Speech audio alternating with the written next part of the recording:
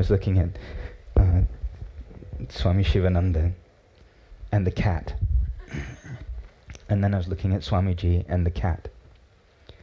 And I thought, why am I looking at this cat? In the middle of all these professional spiritual people, why is my attention being drawn to this cat? And of course, it's no accident that the greater emphasis of the talk evolves through the one being that is living in complete alignment with their essential, authentic nature.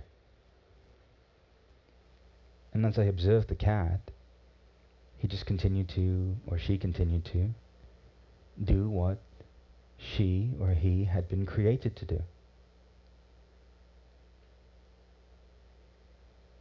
And as much as that's true for this incredible being that God made in all of its perfection, that's true for every single human being that's in this room.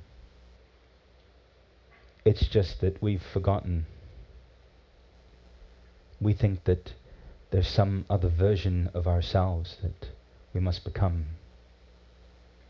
We think that the enlightenment that we are moving toward exists in some future reality, instead of recognizing that the essence of all teaching in India is that God, Guru, and Self are one. So tonight, I don't want to add yet more information to the hard drive that is already filled with concepts that you may or may not fully understand. I would simply like to support you in peeling away everything that no longer serves you, so that you can join the cat in its absolute perfection of being. We are alive at a magnificent spiritual time. Humanity is in the midst of an evolution, and evolution in a spiritual context happens dimensionally. Evolution as it occurs in human history has been measured in linear fashion, meaning there is time. On a spiritual level, there is no notion of time. So when you engage in asana, and you sing kirtan, and you recite mantras, you are accessing a very ancient sacred technology that has the capacity to transform your vibration and take you out of the more basic animalistic human tendencies that the majority of the planet is identified with. 99% of all humanity is purely tied up in survival. That means that their vibration will never evolve beyond their first 3 chakras. They spend their whole lifetime either creating their self-image, preserving their self-image, or defending their self-image. They spend every moment of their lives focusing on their survival. They spend every moment of their lives worried about a future that doesn't exist and a past that they wish that they could change. You see, when we look at divine intelligence and we look at the greater manifestation and effulgence of light itself, it's all-knowing. It is an absolute error to assume that the divine is not always present in all things. The creator, the sustainer, and the destroyer are ever present in every manifest form of life and living. Enlightenment is not a process of attainment. It is fundamentally a systematic process of destruction. And tonight, we're going to lovingly be supported in demolishing everything that stands in the way of our essential connection. I was raised in an environment very similar to this. My grandmother, for the first 5 years of my life, would chant, she would pray, she would meditate. We had a meditation center in our home. And I too was born with a connection to a lineage. And this lineage was the foundational experience of everything that I had incarnated into and everything that I had come here to share. And yet this core essential experience that I had of connection to life, meaning that There was no essence of separation at all in my experience. That means that where you are now and where I am is the same. Living in that way in this world, of course, posed many problems, because the majority of the planet has been normalized to operate energetically within their first 3 chakras. That means that their prana solely functions in their first 3 chakras. Now when you think about that, and you think about the outcomes that come into being as a result of that, there is no way for a human being then to evolve beyond their current circumstance or situation. If we indeed live in a vibrational universe, then our vibrational state determines the greater manifestation of the world that is outside of us. Science is now beginning to discover that we live in a holographic reality, that we are indeed the light or the prism or the lens through which universal consciousness is being translated, and that actually our ego gives God a unique lens through which to express in this world. So tonight I'm here to let you know that you as you are loved. That you as you are loved. And that everything that you've been trying to overcome, everything that you've been trying to improve, fix, heal or change is something that you are resisting, that indeed you just simply need to embrace. In the context of changing your energy and changing your life, acceptance is the fastest path to oneness. How many of you have ever tried to change somebody? Raise your hands. Congratulations. Welcome to the Insanity Club. And how many of you succeeded in bringing about some change in that individual?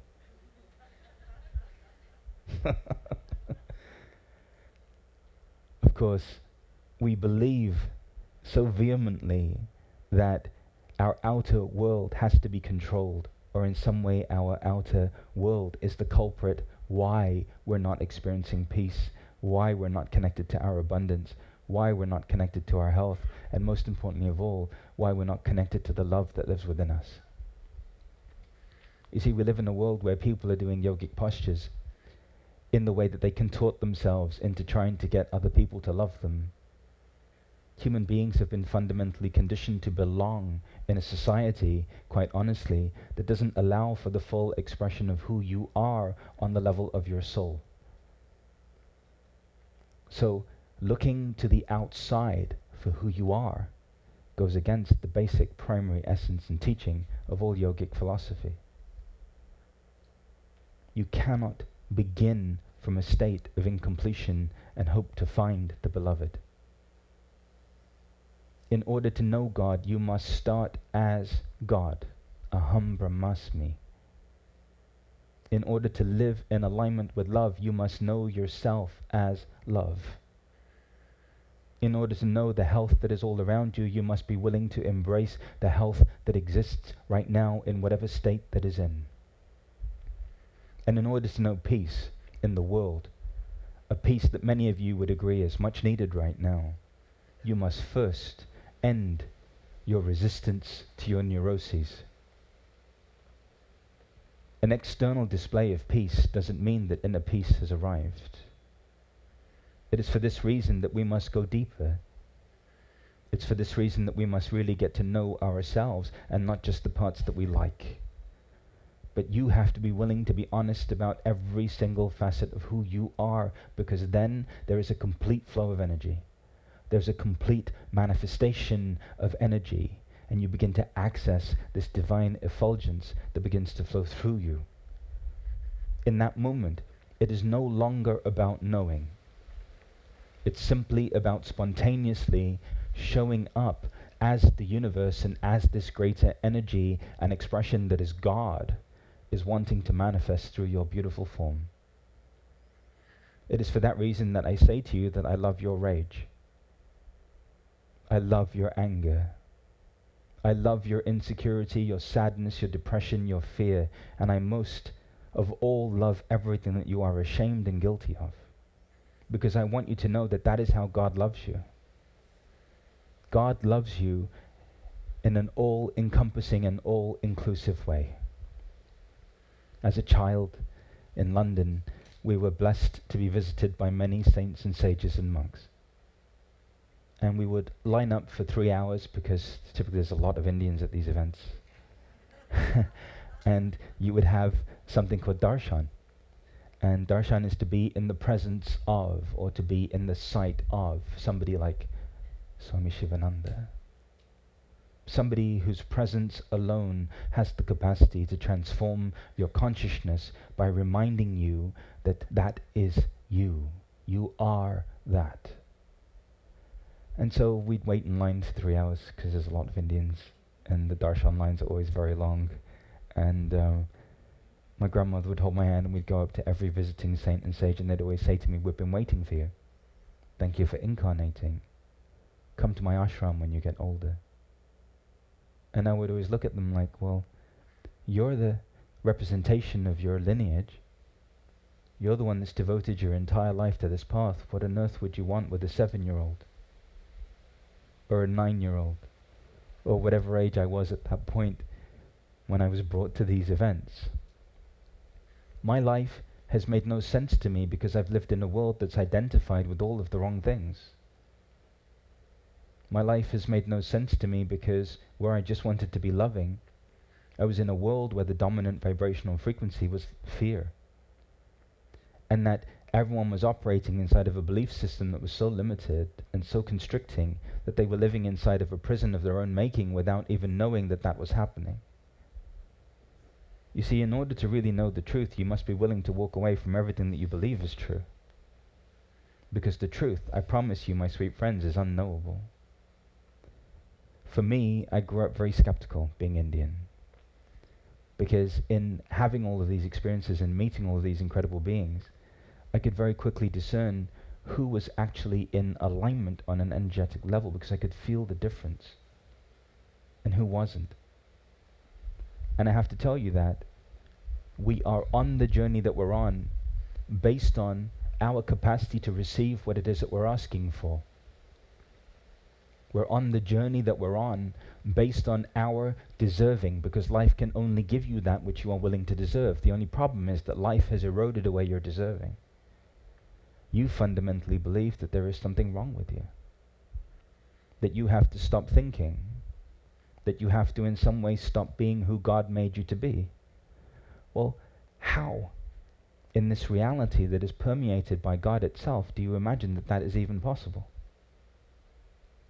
How could you ever stop being who God made you to be?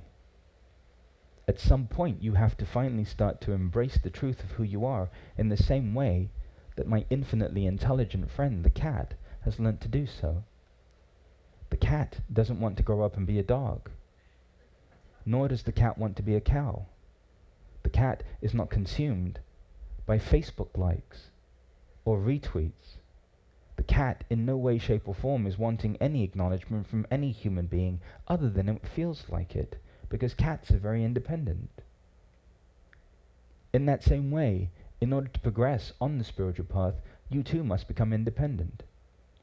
Meaning that you must get to know who you are. Meaning that you must get to accept and embrace who you are. Meaning that your journey with God is a deeply personal one. And that every moment of enlightenment or every remembrance of the truth happened absolutely spontaneously and on God's time. So, here we are, living in this illusion of a reality, thinking that we're on the verge of experiencing the truth, only to find that in human form we can only begin to scratch little drops of truth. We can only begin to experience little droplets of what it is that we really are. Because who we really are is infinity. At the grand old age of 23, I had the bold audacity to say to God that if I indeed was here to be a messenger, then it had to show me who or what it was. Because in the absence of that experience, there's no way that I would travel around the world, look at people like you in your eyes, and tell you that you are infinite, you are divine, and you are loved. In that experience, the divine, in its infinite form, basically translated through my lens of perception as this infinite ocean of light with no beginning and no end. Just an infinite ocean of light. Vibrating at a resonance of love that words could never do justice. Even Rumi's most exquisite poem cannot articulate the love that is God. When Oprah asked me to describe God, I couldn't, because any word that we use to describe this infinite intelligence and presence cheapens what it really is. In that moment, I realized that there are no prerequisites, that there are no requirements, that the love of this infinite intelligence is unconditional, meaning that we as human beings in any moment have the capacity, by ending our resistance to being ourselves, to abide in that state of love now and forevermore.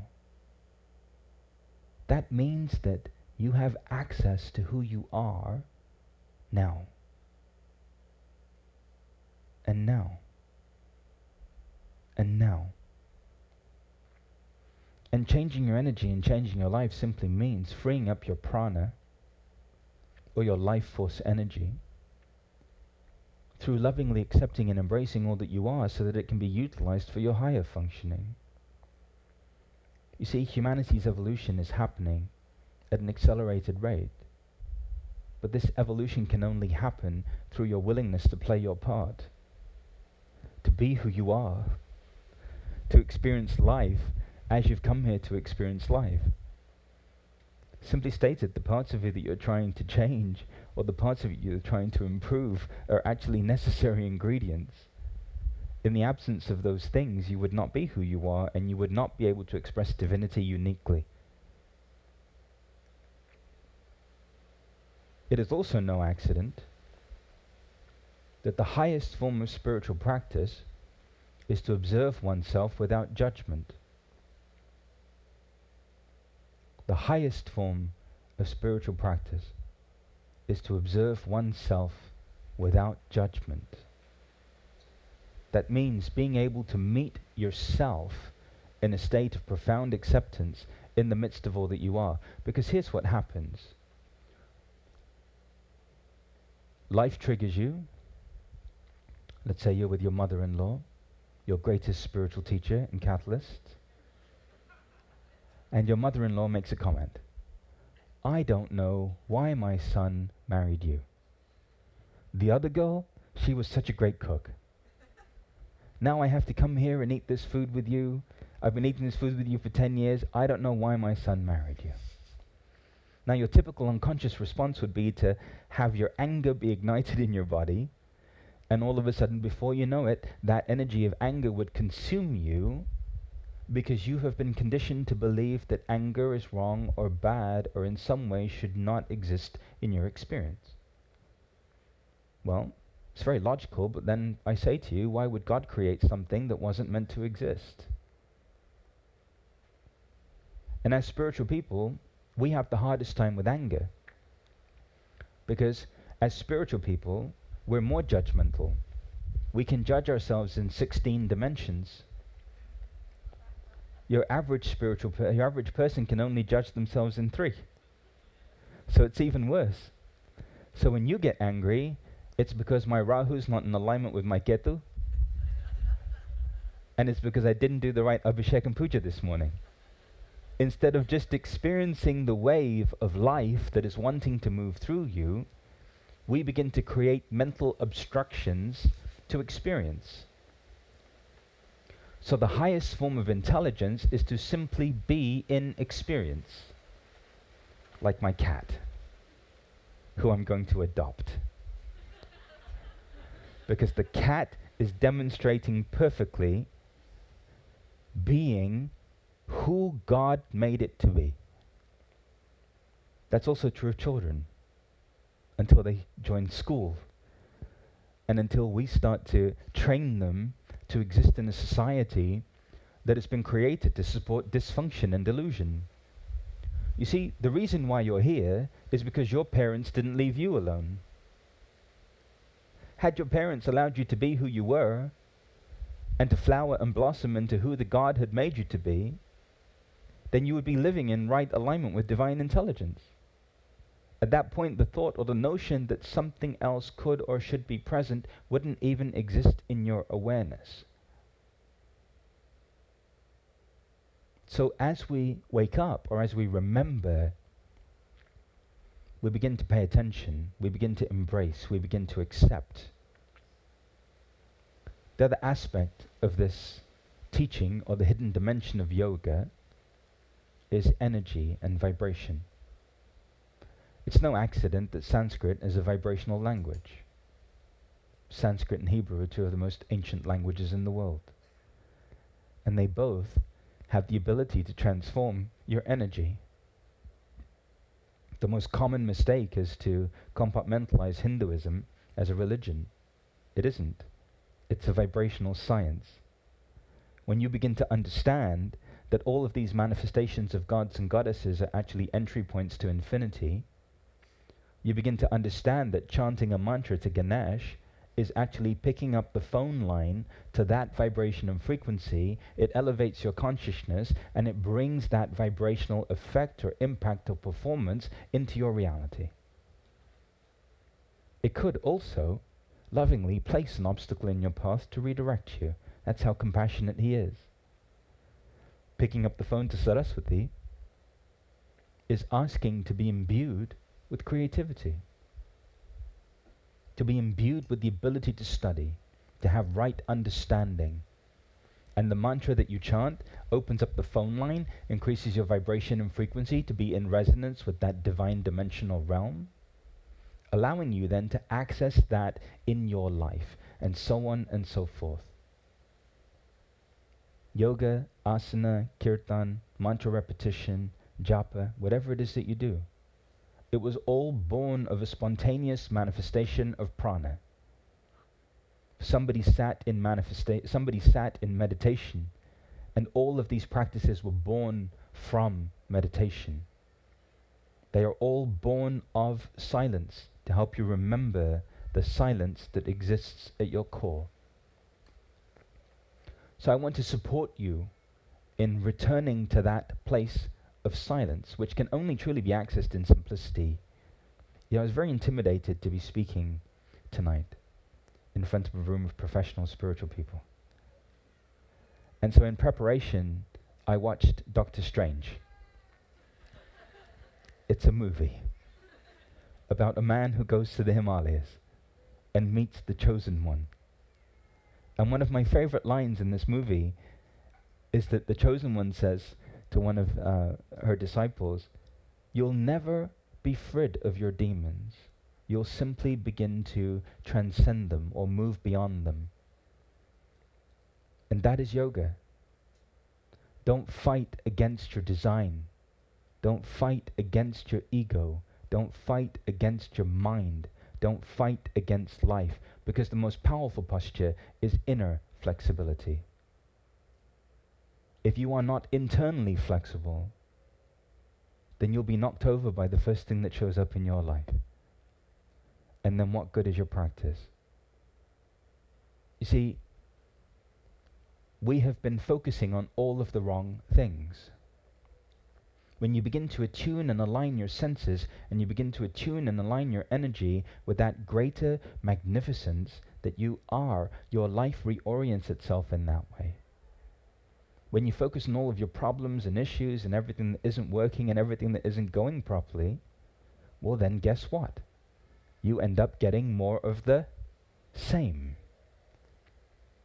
So then, how do we begin to access this hidden dimension of yoga?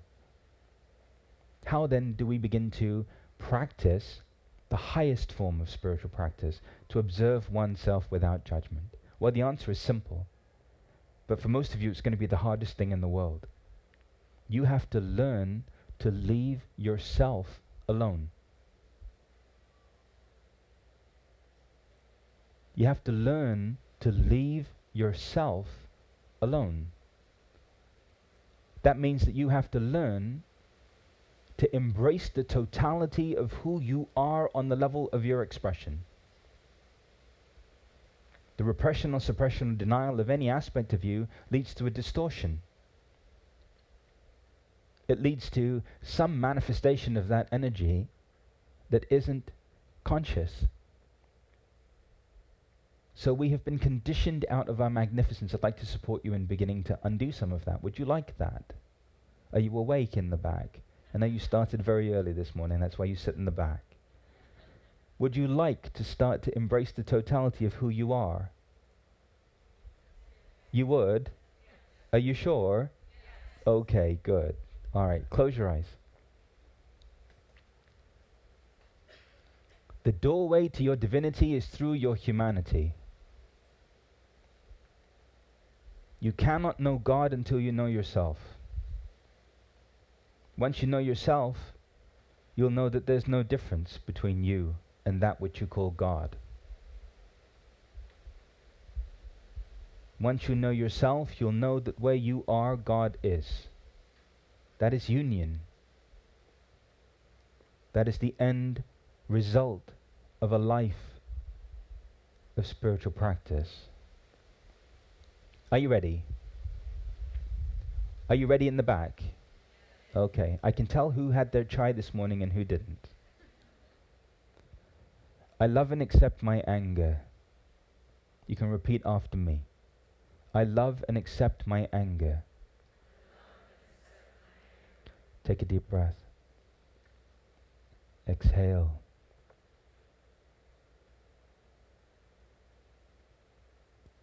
I love and accept my sadness. Take a deep breath. Exhale. I love and accept my fear. Take a deep breath. Exhale.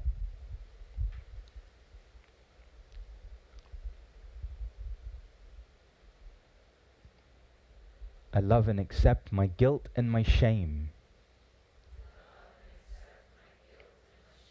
Take a deep breath. Exhale.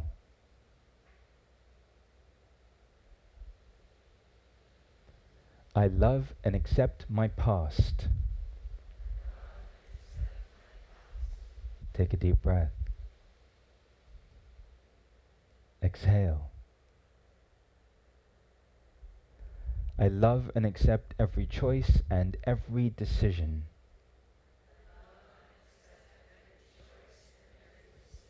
Inhale.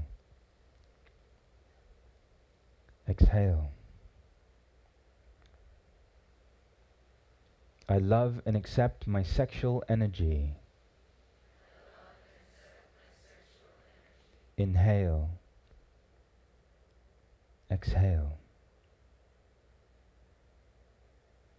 I love and accept all that I am. I am who God made me to be. Inhale. Exhale.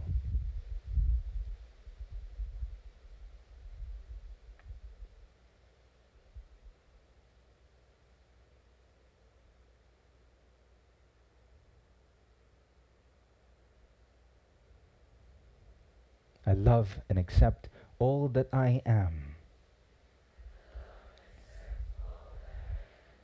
I am who God made me to be.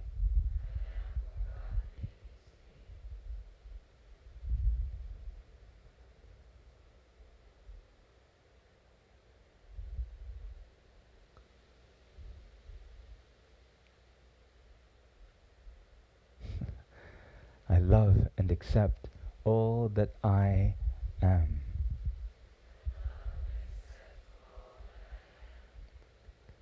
I am who God made me to be.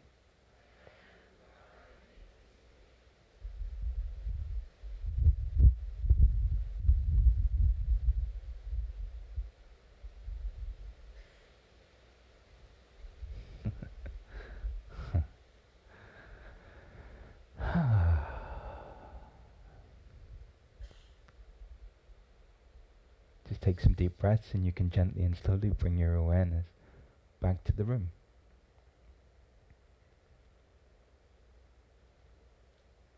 When you live in opposition to yourself, you perpetuate the collective insanity that we call life as it's lived in its limited form. When you actually begin to embrace who you are, you begin to then recognize the blessing in what you once perceived to be a burden. That means that everything that you once believed you had to overcome becomes a vessel and a vehicle through which God makes itself known to other people. That means that your trials and tribulations are doorways of relatability through which other people can be brought into oneness and alignment with their true nature. That means that every single part of you is serving a purpose. And in some cases that purpose exists beyond your understanding, but that doesn't mean that any part of it is wrong or bad. You see, the fundamental essence and nature of God is love. That's the truth. And that's a truth that every great messenger and being has articulated since the beginning of time. It's just that that truth, for some reason, has gotten lost in translation. We have begun to chase concepts and ideas instead of experiences.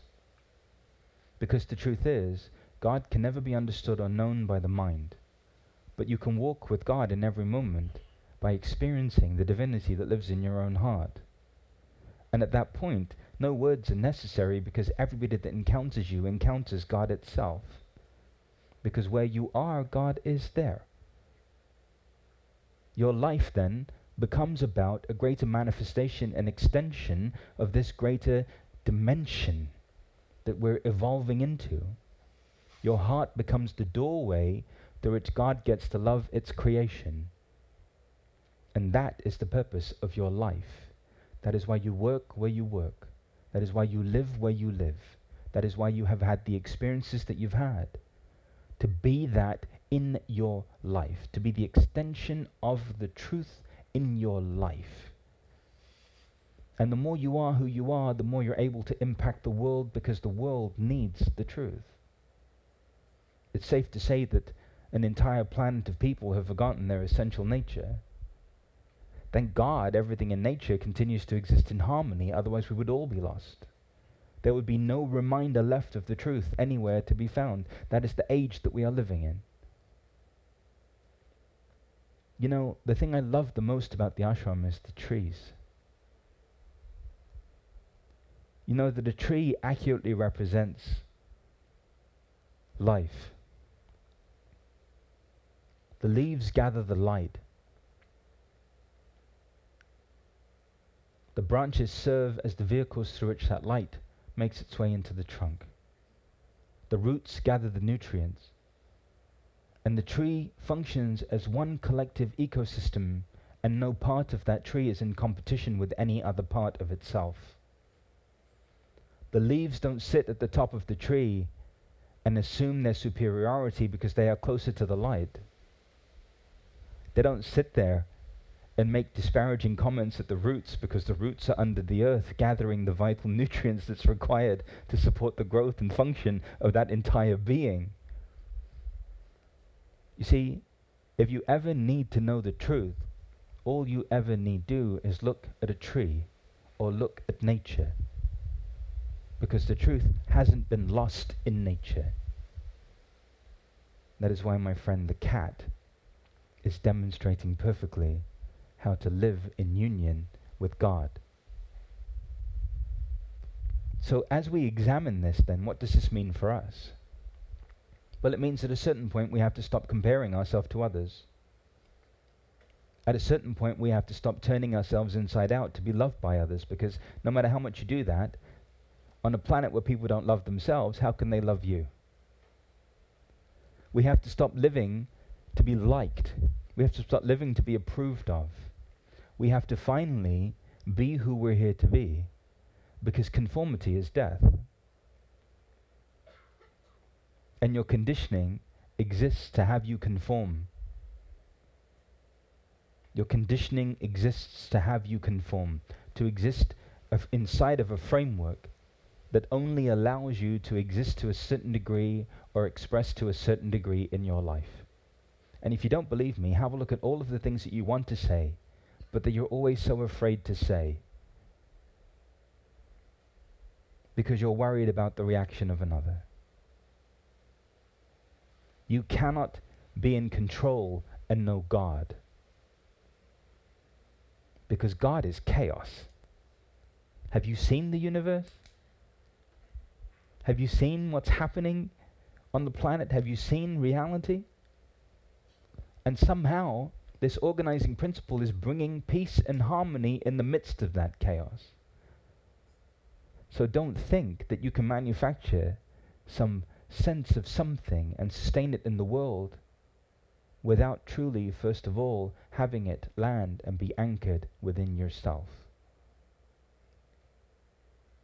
My journey has been one of discovering who I am not. The world, since I was born, has tried to turn me into something or someone other than who I had been created to be. We are judged, we are taught, and most importantly of all, we are constrained. Until eventually one day we realize, and many of you are on the path, how many of you are realizing that what you've been told in general, or what you've been conditioned to believe in, isn't exactly adding up? Can you raise your hands? Thank you, that's why you're here. Congratulations. Welcome to 1% of the planet. Do you know that the majority of people will never question their existence? They'll never question the nature of their reality. They'll never question their greater purpose. They'll never question the greater reason why they're even alive. So the fact that you've already begun to ask that question is fantastic. Now, here's how you begin to really progress. Commit, for the first time in your life, to being you.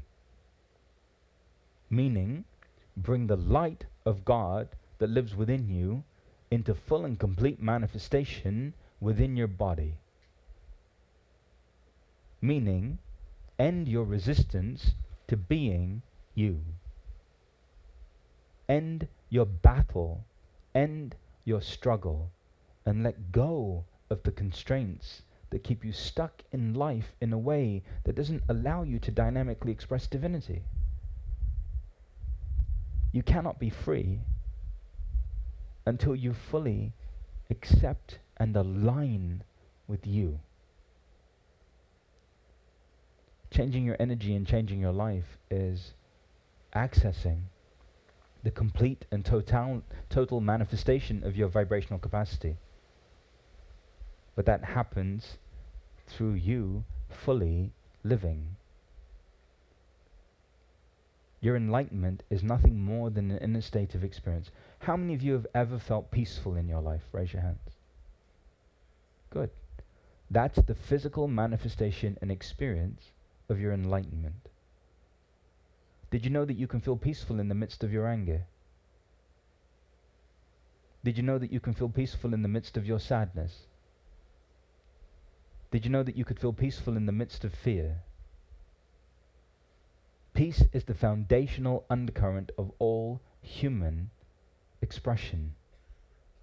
It is the foundational core of who you are. It is your natural state.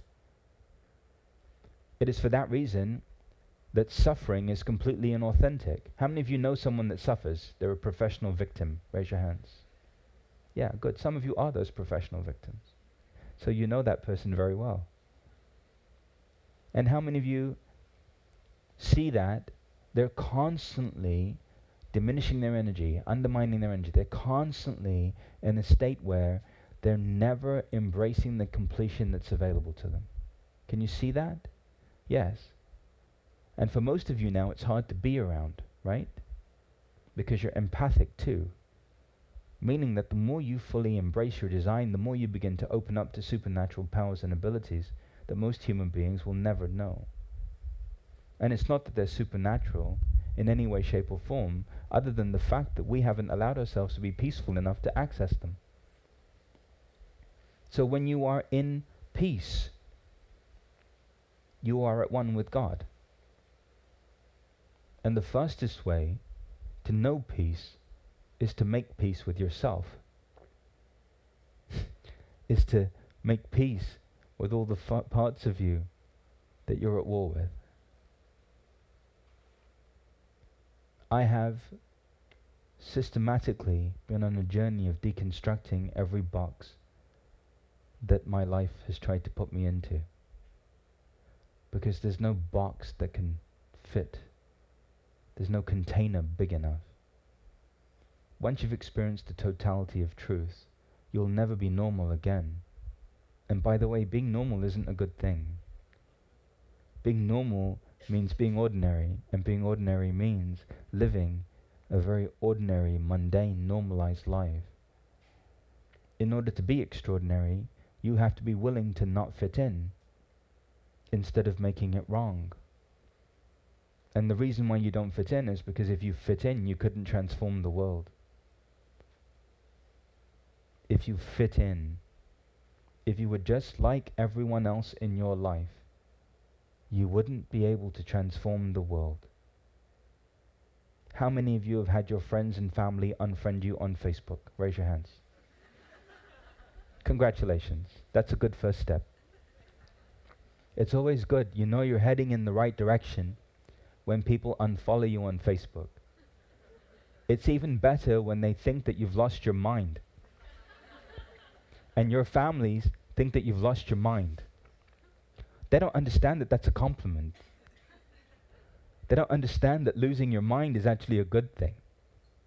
And then there are people in your family that are praying for you because they think you've joined allegiance with some energy or some entity that's leading you in some other direction. All the while missing the point that actually you're closer to God than they ever will be. Because you have dared to be different. You've dared to commit and be consistent and to repeat over and over again the performance, effect and manifestation of living in oneness with life. Which, by the way, shouldn't be this hard. The only reason why it is because you have been moved so far away from who you've come here to be. I'm so happy to be here with all of you. I consider it a great honor and a privilege. And in some ways, even though they give me all these titles, really I'm just an old friend that you asked a long time ago to remind you of who you really are. And so I'm so happy to be here with you. I'm so happy, actually, to see you all again.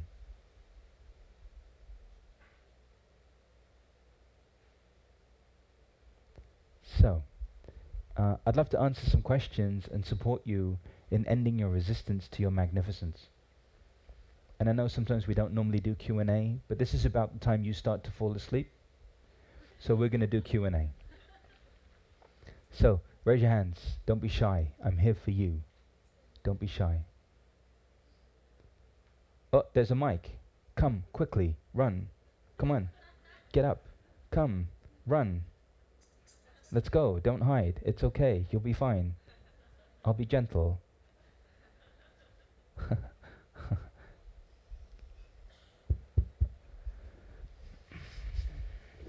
Yes. It's an interesting thing to think about, accepting all of ourselves. Yes. When you also mention that who we are has been changed over our entire lifetime. Mm-hmm. So accepting all of ourselves, like naturally, who's that? accepting all of yourself naturally brings you into alignment with the truth. But before you peel away the layers of who we think we are to get to who we are, it's a little difficult to, I think, maybe accept. Well, only if you are still in opposition to who you were. So from where I'm standing, you're already everything that you're looking for, or sitting, I should say. So at that point, when you start from completion, that means that everything that was superimposed over you was actually meant to be there. Because how could anything happen that wasn't God's will? Right. You see, either everything is God or nothing is. You can't have it both ways. That's two-ness. Mm-hmm. It's either oneness or it isn't. That means that everything that's been superimposed over your divinity is also necessary. And that's why we have to begin to systematically embrace all of these parts of us, the mind, the ego, all of these things, our desires, all of these things that have been superimposed over the truth, because then we stop feeding them our energy. And the more we start to embrace these aspects of ourselves, the more our life force is utilized for our higher functioning. So am I understanding correctly that trying to learn to control our mind and quiet the mind, and those practices which we practice as part of meditation and whatever aren't necessary, maybe? I'm not sure. Well, I'd like to think that actually what you're learning to do is observe your mind. Mm-hmm. And that part is good. Because trying to stop Niagara Falls from being a waterfall is a madman's endeavor. I have yet to meet a human being that successfully stopped thinking, and if they say that they're no longer thinking, they're lying. Because the mind is going to do what the mind is going to do. It's just that you don't have to identify with the mind anymore. You don't get hooked onto every thought. You're not standing here thinking about pizza, and then you get lost in Pizza Hut. And then you remember the time when you were in Pizza Hut with an ex-boyfriend who was mean to you. Or you remember all the times where you weren't allowed to go to Pizza Hut. And you weren't allowed to order that really special stuffed crust pizza that you love so much. And then before you know it, you've been hooked by the mind, and then it starts off with pizza, then it goes to ice cream, and then before you know it, you've become completely distressed. While all the while, if the thought of pizza comes through your mind, you just allow that pizza to fly straight through your mind, out the other side. Yeah. Okay. Which is then the practice of the meditation that we follow. Yoga is a path of non-resistance. Thank you. It is not a path of control.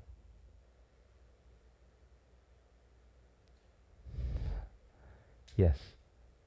My friend over there who's hiding, come stand up, use the mic. Come on.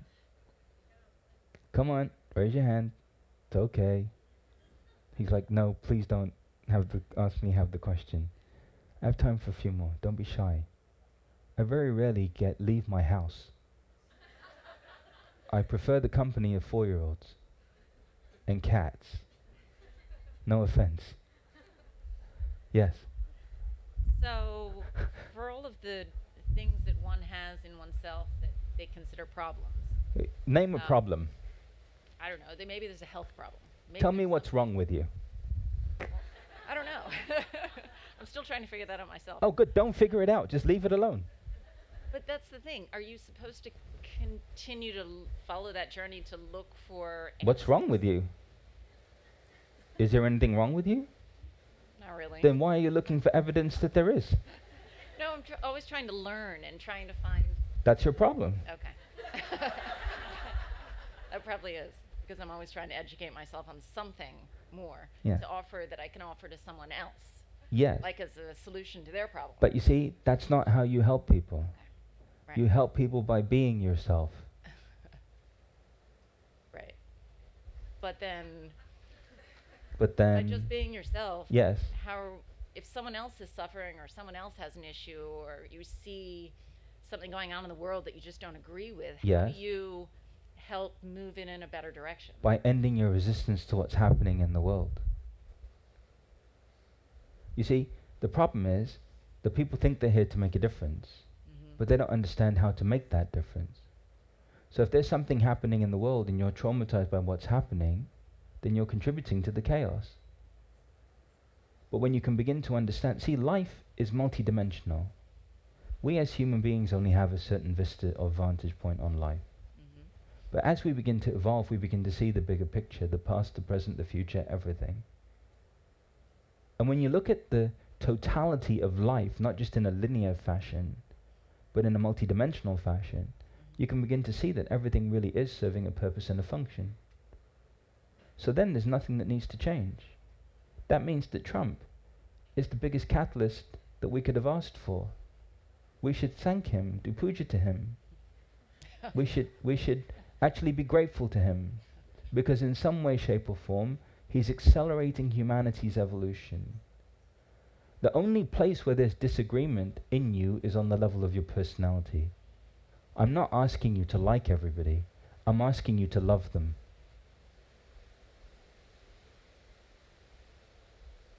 Thank you. You're welcome. J. Trump. Next. This is a serious question. I'm ready to give you a very non-serious answer. I hope so. I've been visiting ashrams since I was a little girl. I've done TTC, and I've had so many awesome, wonderful spiritual teachers. Yes. Tonight you included. And I want to know Please don't call me a spiritual teacher. Well, why does every spiritual teacher talk about pizza and ice cream? That's what I want to know. Well, because that's why I incarnated. You talk about pizza and ice cream. I incarnated for the food. They walked past me in unity consciousness with all kinds of treats. Eventually they captured my attention, and before I could change my mind, I ended up being born. A doctor slapped me and welcomed me to the planet. With knowledge of pizza and ice cream. And then at that point I couldn't change my mind. It was too late. You see, planet Earth is the Las Vegas of the universe. The gods themselves incarnate in human form to experience being human, and here you are being human, complaining about being human. Krishna had so much fun. So why are you suffering?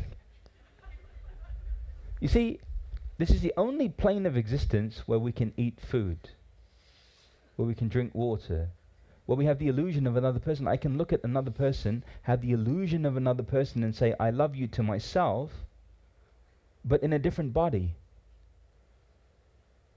I can't do that in any other plane of consciousness.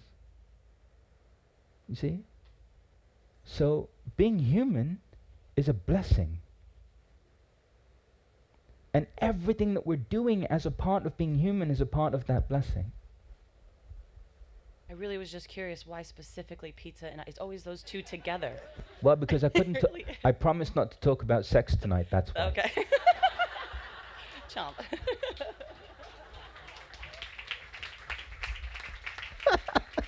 I'm sorry.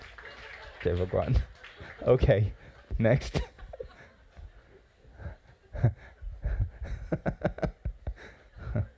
By the way, this is the only plane of consciousness where we can do that too. Just throwing it out there. I didn't bring it up. Yes.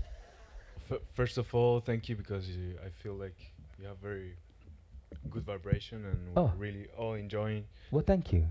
And I would like to ask a question. Yes. Or more like your opinion. Yes. On I like to see life like the opposite of chaos. Yes. You say, let's say entropy is that, chaos is that. So life will be order. Life will be somehow resistance to chaos. Yes. So sometimes we have to do sacrifice. Sometimes we have to, fight for a greater something that it's beyond our understanding. And yes. This requires sacrificing and come here. Resisting. Come here. They need to see you while you're asking this question. It's very endearing. Can we give him this microphone? Take this microphone. Tell them what you're telling me so they can see what I'm seeing as you're asking this question. Exactly. Okay, now ask the question. So I was saying that sometimes in life, I feel like I have to resist temptations, and I have to resist people that don't understand and don't are. But do the sacrifice part. Do the sacrifice part. That was very cute. Yes, do it. Sometimes I feel like I have to sacrifice. Yes, because you have faith. Because you know you have this little voice that's telling you, "Come on, push harder." Or yes. And then, what's your opinion on this resistance? Because if we let go, yes, then it's chaos. Then it's death. Then it's entropy. Then It's just Are you training to run? Channel energy, you see? Right. So sometimes we need to learn to resist. So what's the discrimination in all this from your point of view? Okay. Go stand back over there now. So, there's a difference between resisting and allowing yourself to feel the initial impulse through to completion and then not needing to act on it. And I think that that's a distinction that people really need to understand. So, you have a desire. We all have desires. You have a desire, the desire arises. But the blessing of practice, or the blessing of self-observation, is that you don't have to act on the desire. You become the witness of the desire. That means that the energy arises and it ends, right? I love pizza. If I ate pizza every day, they'd have to drive me in here on a forklift truck and drive me back out again. Plus I'm Indian, it's not good, you get diabetes, because we eat too much bread. This is why we all take a nap in the afternoon, because all we eat is rice and bread, right? This is why India has the biggest category of diabetes people than any other race, right? We're professional diabetics, right? So you could say, I have to resist pizza, okay? But if God puts the pizza in front of me, it doesn't mean that I have to eat it. Do you understand the difference? So just because there are things in life that are engaging you on your animalistic nature or your basic human nature, you can observe them and be free of them. That's the difference between a conscious person and an unconscious person, right? Unconscious people act on impulses. Conscious people observe those same impulses. That diffuses the impulse. Does that make sense? So I understand that resistance is good, but resistance is good for building muscles. It's not necessary for being who you already are. Right? So at that point, think of it this way. Everything is constantly in a state of flow. Life, God, is a current that's moving everything down this river. At that point, when you trust and you surrender, why would that current ever take you anywhere that you're not supposed to be? Why would you ever have any experience that you're not meant to be having? And what makes you think in any moment that if you were meant to have that experience, that in some way you could stop yourself from having the experience that you're meant to be having? You see, the bigger question is, does free will exist? And I have to tell you that free will is a giant illusion. Because the truth is, the more I examine reality, the more I begin to understand that every single thing is predetermined in life by God.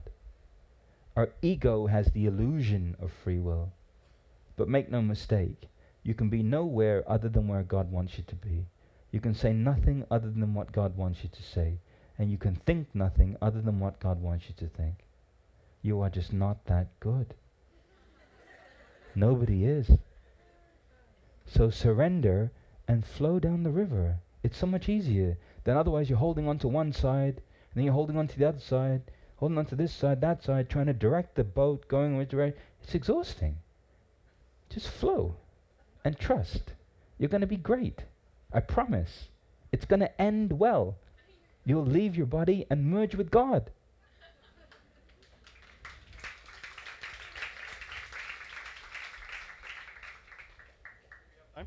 Oh, we have time. Perfect. See, Indian people wait until the very last minute.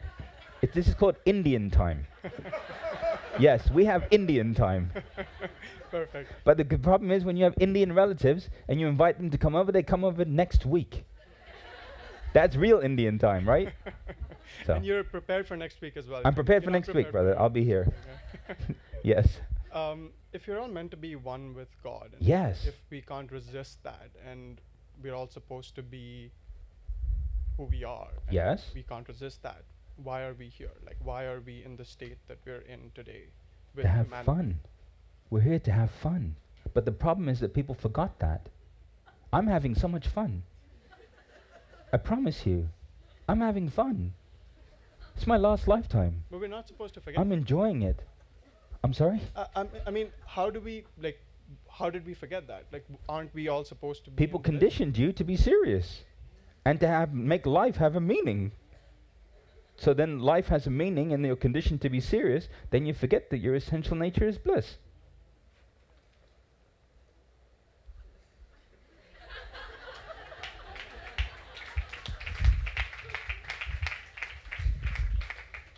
Oh, now everyone's getting up. Fun? And the spirituality and yes, spirituality is a lot of fun. You know, when you smile, it's the highest yogic posture. You know why? Because it opens every chakra in your body when you smile. Did you know that? No. When you do your asanas with a smile on your face. And notice the difference. In tomorrow's yoga, in the morning, do the asana with a smile on your face. And feel the difference.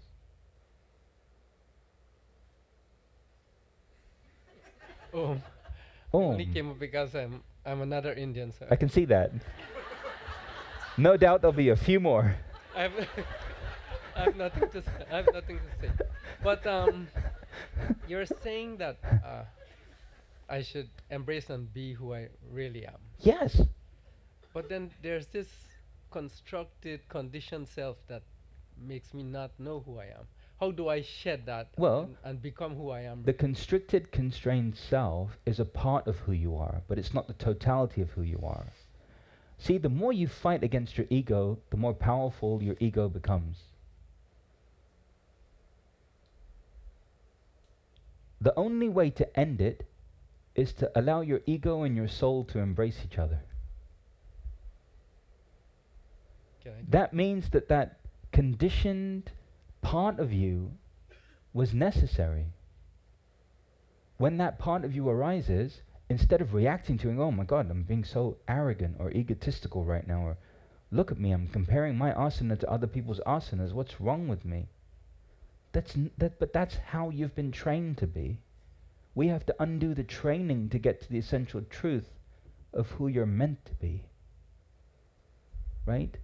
So when you fight against the ego gets stronger and bigger. Just accept the fact that you have one. Right? And in the absence of an ego, here's the magic of an ego. Your ego allows you to express God uniquely. That means that there is no other human being that can express divinity like you. I've been in that egoless state. It's very non-functional. Basically, you just drool. Everything's golden light. I'm serious. Yes. It's very non-functional, especially in America. In India, they feed you, they clothe you, they bathe you, they take care of you. In America, they put you in the insane asylum. You have no fixed sense of self. That's a big problem in the USA. I'm not sure how much of a problem it is in the Bahamas, but it's a big problem in the USA. Yeah. So it's nice to have, you need a little ego to keep you in this human experience. Without that, you would leave your body. You see? So I love your ego. I love all the conditioning. You see? Thank you. Don't fight against it. Okay? Thank you very much. One more and then it's time for Shavasana. Which, by the way, is every Indian's favorite posture. We're all professionals in Shavasana. But that's because we eat too much rice and naan bread. Yes? So you say that we're supposed to be in bliss at all times. Well, but here's the thing. Bliss is different than happiness, just so you know. Oh.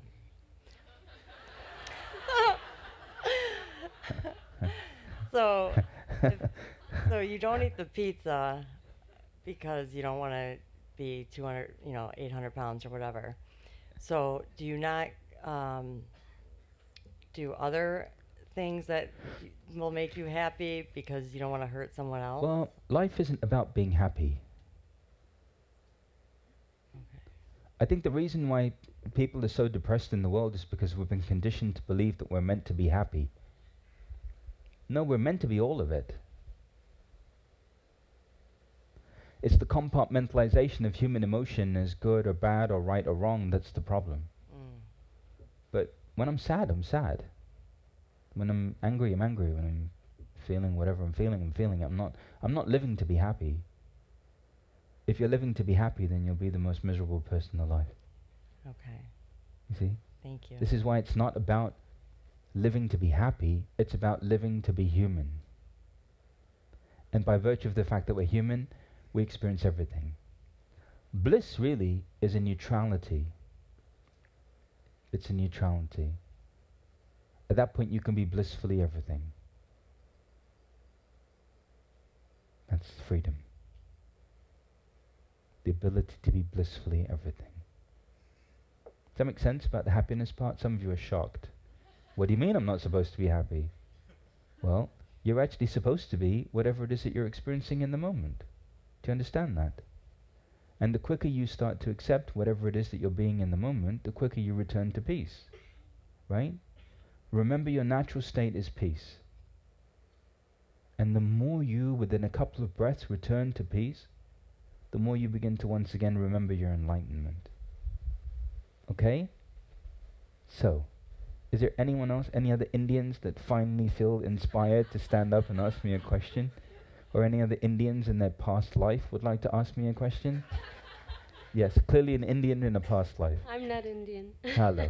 You probably were, otherwise you wouldn't be here. Newsflash. So you say, you talk about when you're angry, and yes. when you're sad, but like, what do you do with those emotions? Well, what does your anger have to do with anyone else other than you? Nothing. There you go. So do you? So I don't express it? You don't have to. Then who do you need to express it at? Nobody. There you go. It's my anger. So then at that point, experiencing your anger looks like this.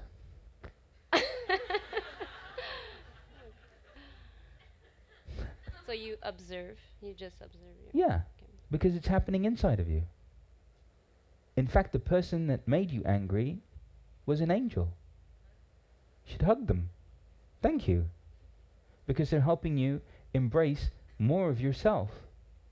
I hang out with people that irritate me on purpose. No, I'm serious. If you want to go on a spiritual retreat, take the most annoying person in your life away with you for a week. And stay in the same room with them. No, I'm serious. That's how you know you're in peace. Thank you. You're welcome.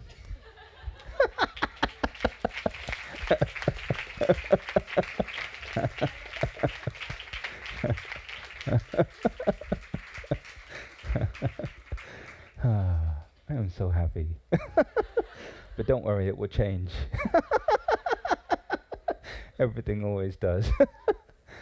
So did you have a good time? Good. You know,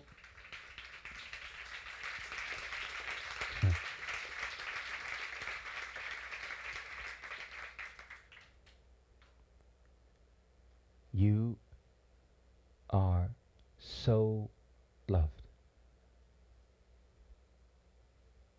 You are so loved. You are all so loved. All of you. As you are now.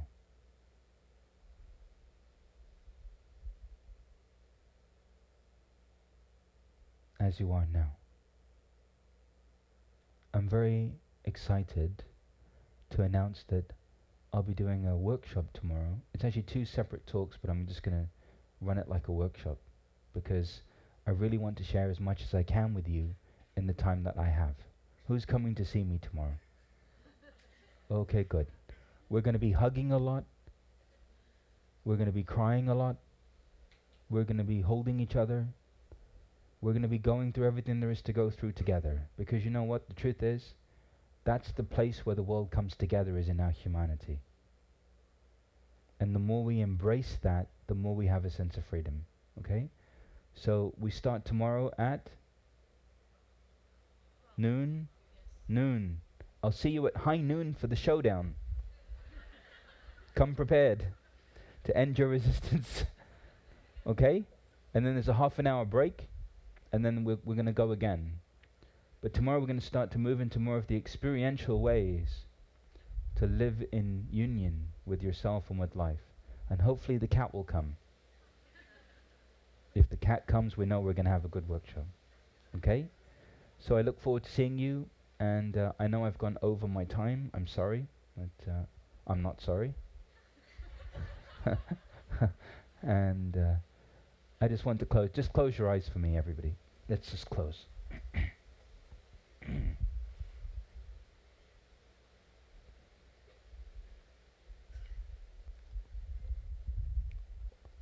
For those of you that I won't get to see tomorrow, I want you to know that everything that's been shared tonight will continue to unfold in your experience. And that you are here to embody this truth and to live in the simplicity of it, now and forevermore. So I ask that you remember the abundance that you are, the love that you are, the peace that you are, and the health that you are from this moment forth. And that you remember the light that you are. I love you with all of my heart. And I thank you for loving me. Om.